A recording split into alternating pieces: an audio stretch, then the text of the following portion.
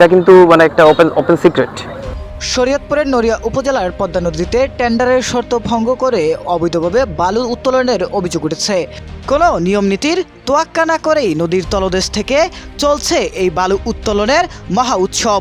স্থানীয়দের অভিযোগ, প্রভাবশালী একটি মহল রাজনৈতিক প্রভাব খাটিয়ে এই বালু উত্তোলন চালিয়ে যাচ্ছে। এতে করে একদিকে নদী ভাঙ্গনের ঝুঁকি বাড়ছে, অন্যদিকে হুমকির মুখে পড়েছে কোটি টাকার উন্নয়ন প্রকল্পে নির্মিত ডানটির রক্ষাবাদ। এ অবস্থায় প্রশ্ন উঠছে, টেন্ডার শর্ত থাকা সত্ত্বেও কেন কার্যকর হচ্ছে না সেই শর্ত?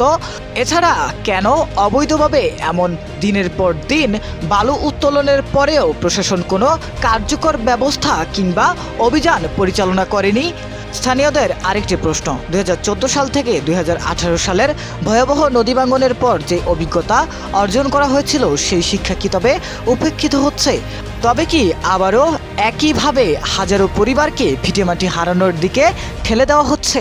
অন্যদিকে অভিযোগ অস্বীকার করে সংশ্লিষ্ট পক্ষ বলছে নির্ধারিত স্থান থেকে বালু উত্তোলন করা হচ্ছে।